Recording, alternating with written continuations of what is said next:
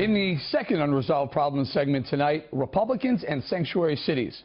President-elect Donald Trump pledged to defund sanctuary cities during the campaign, and Republicans in Congress are already making plans to carry through on that pledge.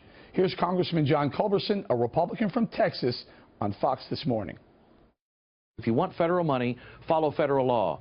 And President Trump and Attorney General Sessions, I'm confident they're going to do the same thing. And everything's now pre-positioned for New York, Chicago, California to lose their federal money. But it's their decision. If you want to protect criminal aliens, don't ask for federal money. Those days are over. Joining us now for reaction from Atlanta, Scott Miller, a Republican strategist, and from Fort Worth, Texas, Francisco Hernandez, an immigration attorney. Francisco, hello, Francisco. Hi, Mr. Moley. Follow the money, right? So if you break federal law, you're a city in a state that's breaking federal law, you lose out on all those funds that the feds give to you to secure your borders. If it were that simple, what's amazing to me is that this congressman who's in charge of spending the money doesn't know how the money is spent. The federal money that these jails or cities get are to, in fact, enforce immigration laws. And it's not aid like welfare. They have to take training. They have to do that to get the money. If we don't give them the money, then they're not going to help Immigration Customs Enforcement do their job.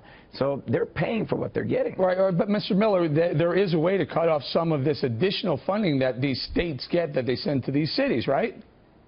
Of course there is. And I mean, you know, if you argue for the sovereignty of a state over a city, over the federal government, then you really, I assume Francisco would leap to the defense of George Wallace when he tried to make Alabama a segregationist state.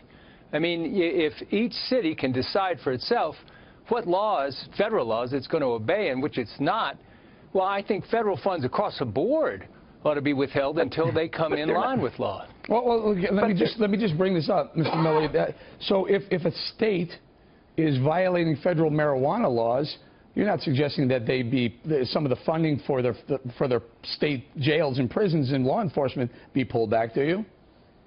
No, I don't. But I'm not a constitutional lawyer, so I don't really understand how those drug laws are applied. But I do know that immigration is a federal law, and I do know that for a city to decide that it's going to ignore a federal law, it has to have some kind of consequence. The city is not telling anyone they're not following federal law. In fact, the money is designed so they will help enforce federal law. No, Francisco, they're breaking federal law. The law says that these local municipalities need to turn over illegals that they catch. They need to turn them over to ICE for deportation. They're saying they're not going to do that.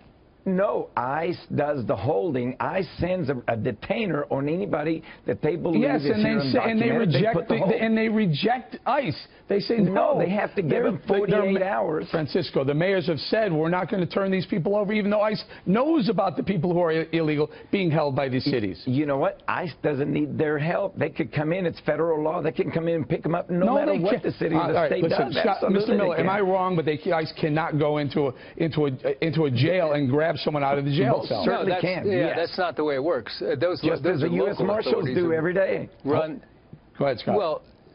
Well, perhaps a U.S. Marshal can come in and do it. I don't think the ICE people can take over a police department or a city jail. I mean, the most insane thing I heard the other day was I heard Rahm Emanuel, you know, saying that you know, forever Chicago is going to be a sanctuary city, and he said, I want you people to know you're safe here. Well, hell, nobody's safe in Chicago. So I don't know how he made that statement, but it's just not right. But Francisco, look, this is a federal law. Yeah, at the end of it is. It's a federal law, and these people have violated. And you keep thinking there's Kate Steinle. It's a story very familiar to this show. Kate Steinle, her perpetrator of the person who killed her, was caught 7 times accused and convicted of felonies.